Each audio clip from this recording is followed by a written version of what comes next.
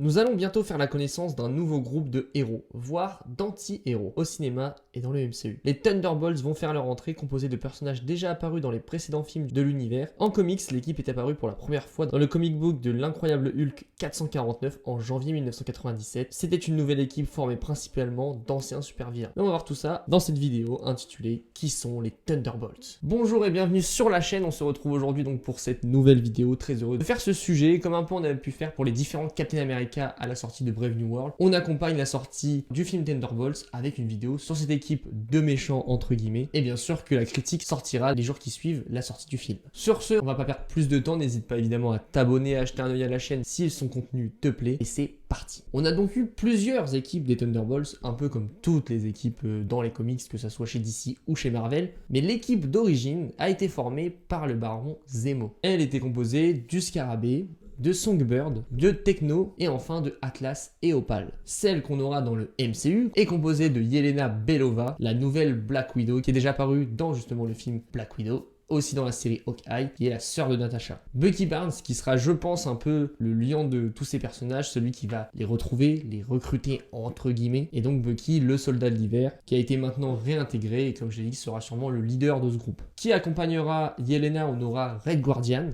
apparu aussi dans le film Black Widow, interprété par David Harbour, qui est entre guillemets son père, et c'est un super soldat russe. Un autre personnage, cette fois, qui est un peu lié à Bucky, c'est US Agent, qu'on a vu dans la série Falcon and the Winter Soldier. US Agent, c'est John Walker qui avait pris le bouclier de Captain America dans justement cette série et qui est maintenant un peu rejeté par rapport à ses actions un peu violentes qu'il a eues, et donc maintenant il va devoir un peu se racheter. Les deux autres persos sont un peu moins importants, du moins on s'attendait pas à les voir un jour avec un film sur eux entre guillemets. C'est Ghost, donc l'antagoniste du film Ant-Man et la Guêpe, donc ça remonte. Et ensuite on aura Taskmaster qui était le méchant, la méchante en l'occurrence de Black Widow. Là pareil, attention spoiler peut-être, hein, mais bon, vu des bandes annonces et de l'annonce aussi du casting qu'on a eu récemment de Avengers Doomsday, j'ai l'impression que ce personnage va pas faire long feu. Comme je l'ai dit au début de la vidéo, on a eu plusieurs groupes qui ont été appelés Thunderbolts. Ces équipes ont souvent été formées pour différentes raisons, par différentes personnes, même instances des fois, même du gouvernement carrément, à la demande du gouvernement. Mais on va voir ça tout de suite avec les Thunderbolts des comics. Dans les comics, on le sait, l'event Civil War a eu d'énormes répercussions, d'énormes conséquences, contrairement un peu au MCU. Et ce, pendant longtemps dans l'univers Marvel. Et dans tous les comics qui ont suivi, on entendait encore parler de l'event. Et à la demande de Reed Richards, Mr. Fantastic, un groupe de Thunderbolts a été formé. Avec à sa tête Venom.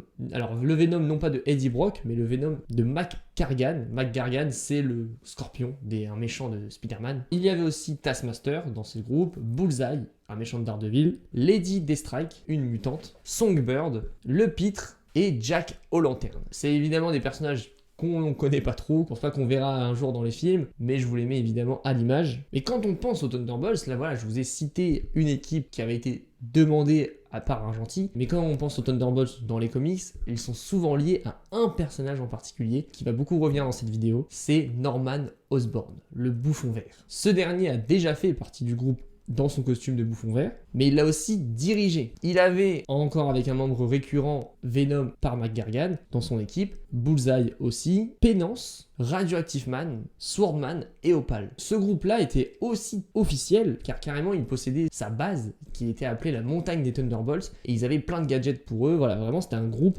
officiel. C'était pas un groupe qui sera, je pense, un peu formé à la va-vite et un peu de manière inopinée, comme dans le film qu'on aura. On a eu plusieurs groupes aussi des Thunderbolts qui étaient un peu surprenants, dont un qui a été fait à la demande de Steve Rogers, oui, Captain America, quand il était responsable de la défense de la Terre, et le chef de ce groupe était Luke Cage. On retrouvait dans ce groupe des personnages déjà cités, comme Ghost, l'US Agent, et cela était accompagné de Crossbones, ou encore du Fléau comme nouveau perso. Le Fléau, c'est un mutant. Quand je pense Thunderbolts, j'ai toujours, en tout cas quand j'ai appris son nom, pour moi c'était clairement lié au général Thaddeus Thunderbolts Ross. Car oui, c'est son surnom, mais en vrai c'est pas vraiment lié. Par contre, le général Ross a aussi fait partie des Thunderbolts et a déjà dirigé ce groupe. Il y avait donc Red Hulk, évidemment, Elektra, l'agent Venom, très stylé, Deadpool, le Ghost Rider et le Punisher. En vrai, je pense que c'est une de mes équipes préférées, car c'est quand même des grosses têtes qu'on a là. Une dernière équipe des Thunderbolts qui a été vachement importante, c'est celle qui a été formée par le Caïd, donc Wilson Fisk, pendant l'arc des comics Devil Reigns, donc c'est quand il est maire de New York, il avait sa propre équipe, un peu sa garde rapprochée, et aussi sa police, dans le sens où lui, dans Devil Reigns, pour vite fait le résumé, c'est quand Wilson Fisk devient le maire de New York et interdit les super-héros dans sa ville. Il forme donc un groupe de super-héros, c'est un peu contradictoire, pour arrêter les justiciers, qui sont désormais hors la loi. Cette équipe était composée de Taskmaster, encore, Whiplash, un méchant de Iron Man, Mr. Fear,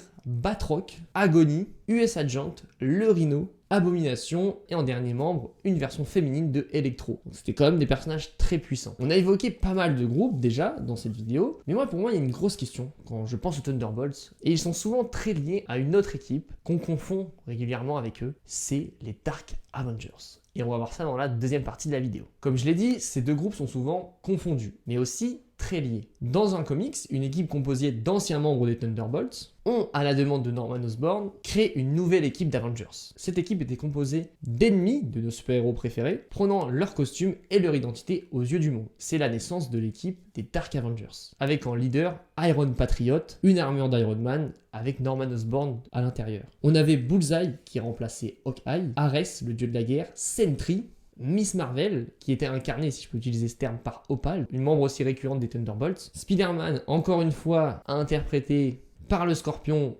combiné avec Venom, ça lui permettait d'utiliser les pouvoirs de Spider-Man, une Captain Marvel et un Wolverine représenté par son fils Daken. Cette équipe a eu comme adversaire principal l'Homme Molécule, qui est normalement très important dans le run Secret Wars, donc peut-être qu'on le verra dans le futur film Avengers.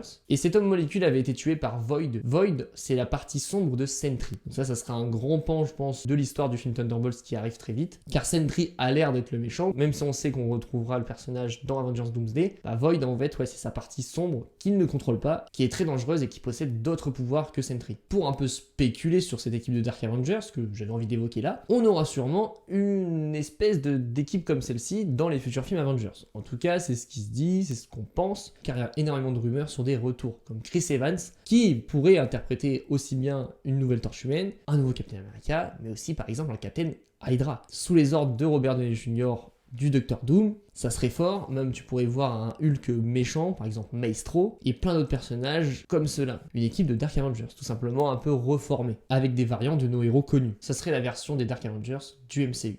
Et ça serait quand même pas mal. On y pense, on théorise dessus, c'est sympathique. Sur ce, pour conclure la vidéo, oui, les films de Thunderbolts, au début, j'y croyais pas trop, mais je suis un peu hype quand même. Même si le gros film de l'année pour Marvel, c'est les 4 Fantastiques qu'on aura cet été, et malgré que Captain America Brave New World m'a vraiment déçu. On y croit, le film sort très bientôt. N'hésite pas, comme je l'ai dit, à lâcher un commentaire ou à t'abonner si la vidéo t'a plu. Si les mangas et ciné t'intéressent, n'hésite pas à regarder la chaîne, et j'ai plus qu'à te dire à très vite.